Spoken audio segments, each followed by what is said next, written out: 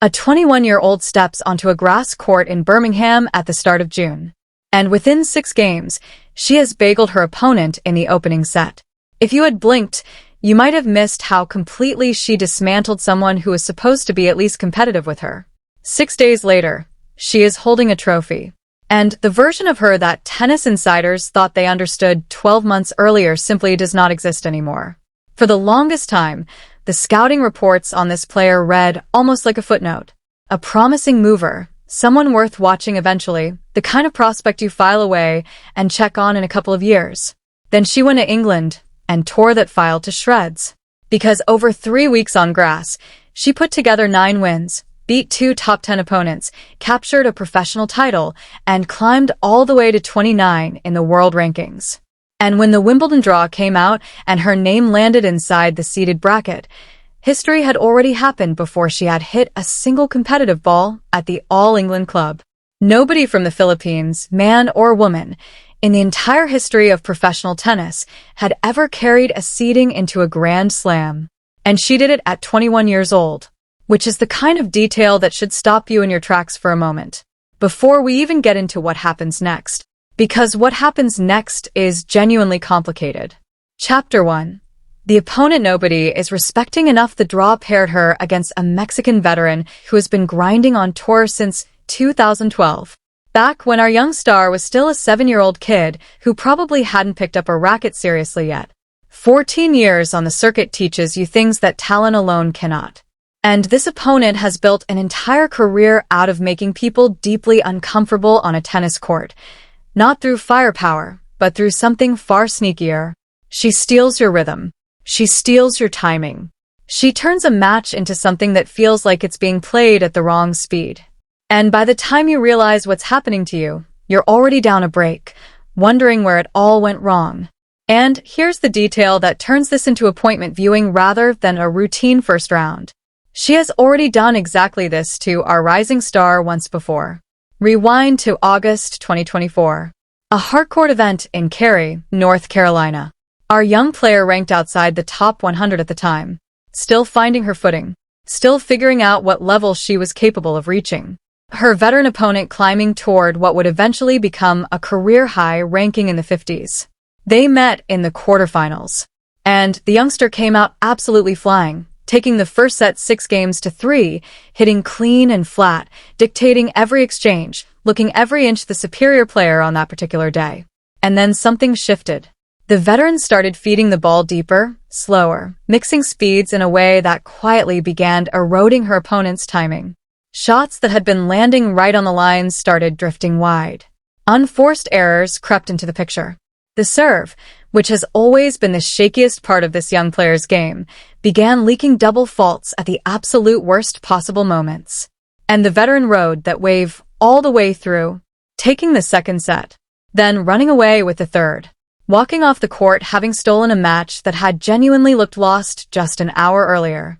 That kind of defeat sits differently in your memory than getting blown off the court by someone clearly better than you. When you feel like you're in total control, and then watch it slip through your fingers point by point, it leaves a mark. A very specific, uncomfortable memory of exactly what one opponent did to you on one particular afternoon.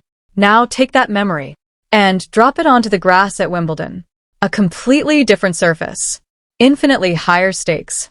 And a player who is by almost every measurable standard not the same person who walked off that court in North Carolina nearly 2 years ago. The numbers, when you actually lay them out, are staggering. In January 2025, she was sitting around 140 in the world. By March 2026, she had touched 29. Climbing through that brutal middle stretch of the rankings, the 50 to 150 range, where so many careers simply stall out for years at a time, doesn't happen randomly. It happens through relentless, unforgiving consistency. Quarterfinals in Dubai. Round of 16 at Indian Wells. Round of 16 in Miami. All on hardcourt. The surface everyone assumed was her natural home. Then the grass swing arrived. And suddenly everything people thought they understood about her game got flipped upside down, in the best possible way. Birmingham was the opening statement. She entered as the top seed and dropped exactly 1 set across the entire tournament. That lone set coming in the final, where she got pushed to a deciding third before closing it out 7-5. There's a clip from that final moment. Her standing at the net right after match point, hand over her mouth, completely frozen for a second, absorbing the reality that she had just won her first professional title. On grass. Of all surfaces. The one place nobody expected fireworks from her. She arrived in Berlin the following week as a wild card ranked 35. The kind of entry most fans skim right past on a draw sheet without a second thought. And then she beat the world number 2. 7-5, 6-4. Against a player whose serve generates the kind of raw power that should in theory completely overwhelm someone who builds her game on timing and angles rather than brute force. The world number 2 finished that match with over 40 unforced errors. A huge chunk of that came directly from the depth and flatness Eala kept delivering off the baseline, never giving her opponent a single comfortable rhythm to settle into. That is not luck. That is a game plan executed under the brightest kind of pressure against one of the best players alive. Next up was the world number 8. A player whose defensive instincts usually smother exactly the style of aggressive flat-hitting tennis our heroine relies on. She jumped out to a 3-0 lead in the first set and never let go, finishing it off 6-3, 6-4 in under 90 minutes. 2 consecutive top 10 scalps inside a single mid-tier tour event where she had arrived as a wild card that almost nobody took seriously. The semi-final didn't go her way. A clean competitive loss to a ball-striking force who can end points before you've even had a chance to redirect anything. No shame attached to that result whatsoever. But that entire Berlin run revealed something crucial about how she actually plays on grass. And understanding it is the key to understanding exactly what her veteran opponent is walking into at Wimbledon.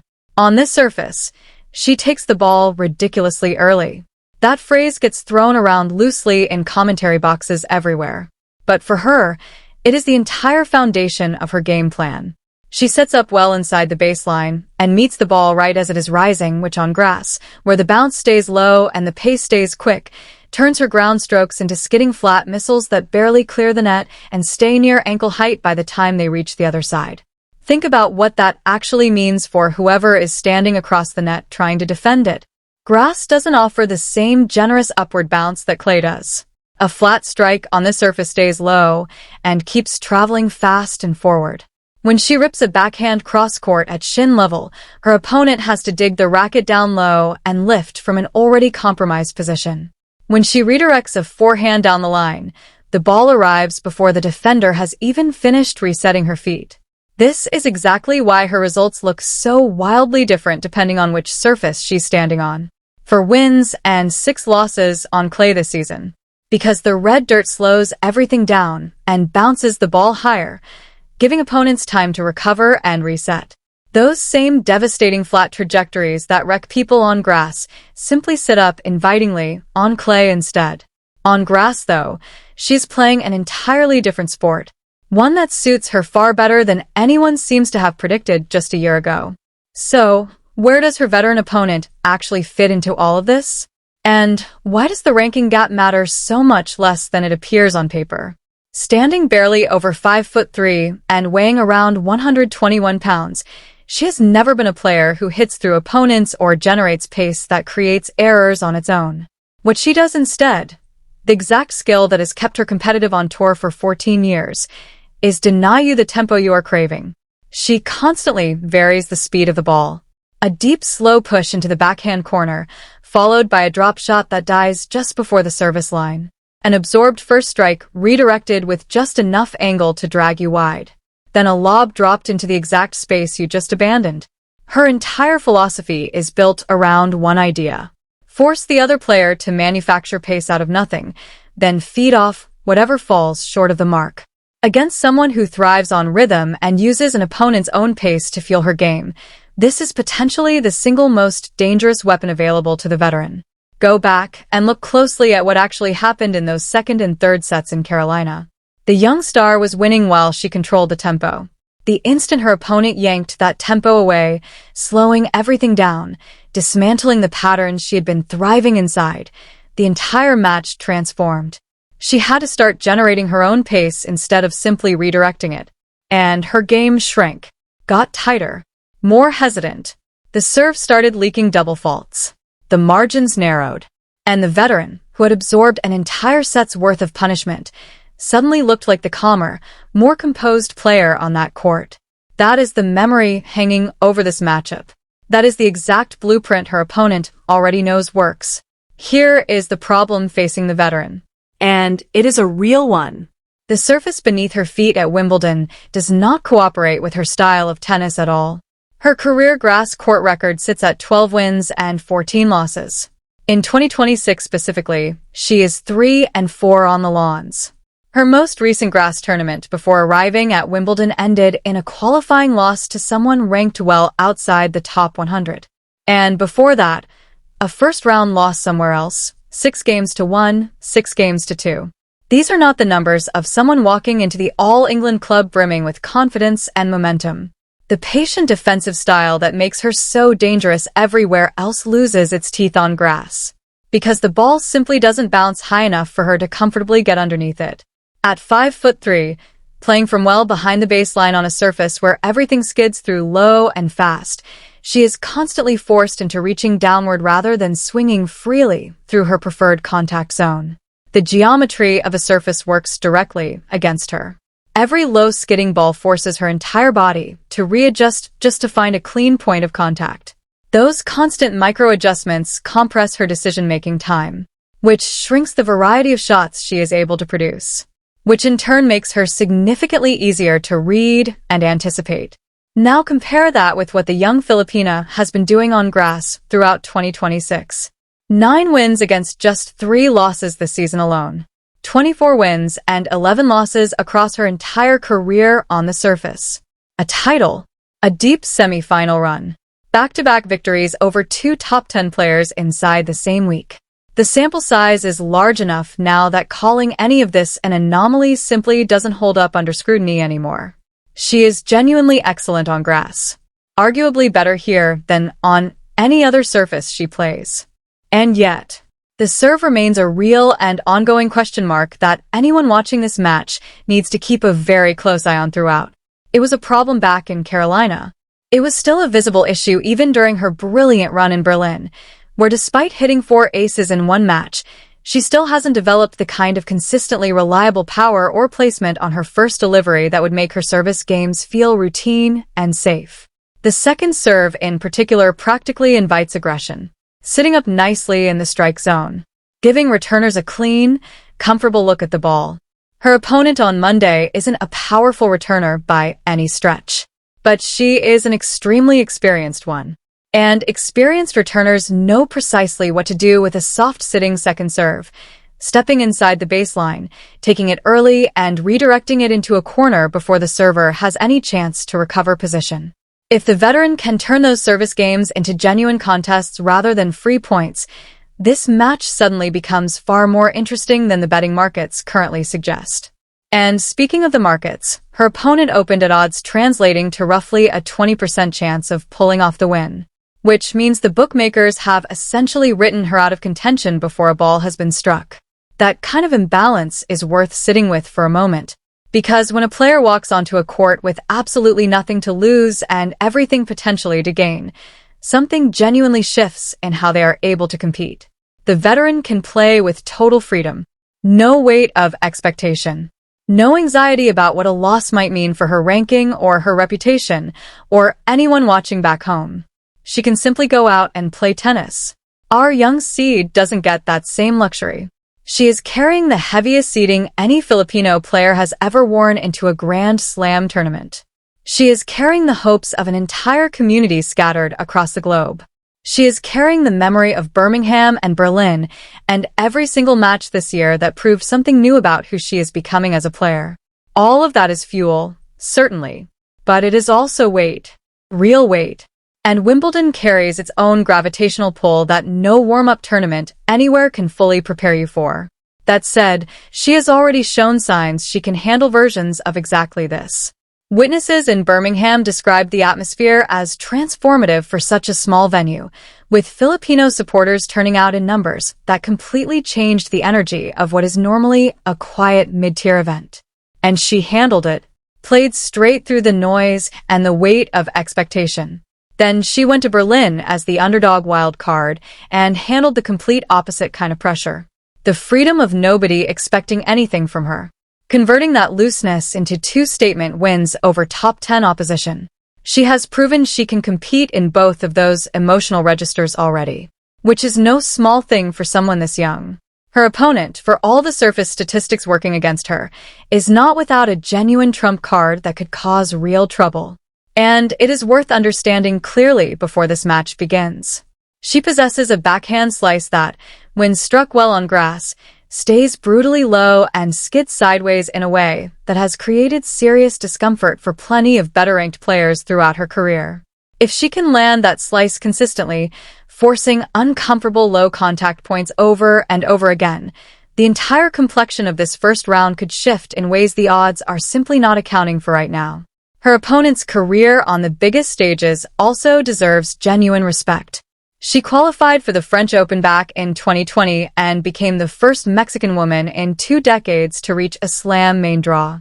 She upset a top 6 player at last year's US Open in a 3-set battle decided by the narrowest of margins. She reached the second round here at Wimbledon just last year. None of that paints the picture of someone who crumbles under pressure on the biggest stages.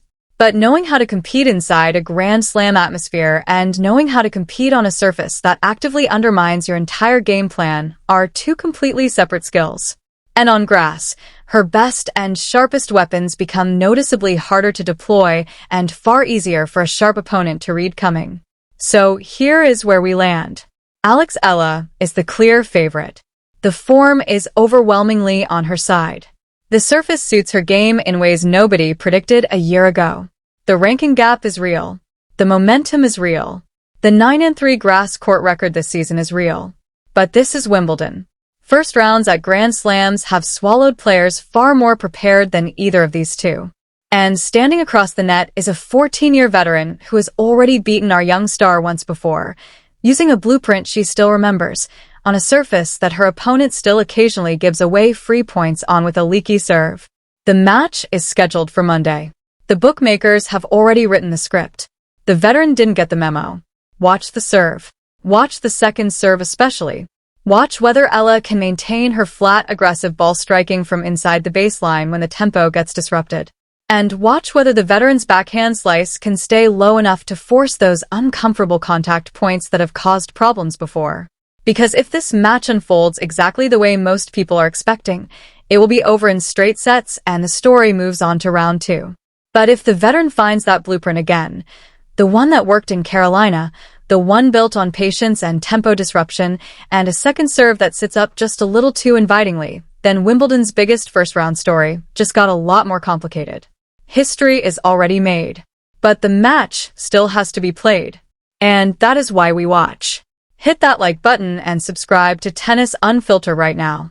We break down every match that matters, not just the results, but the tactical story behind them.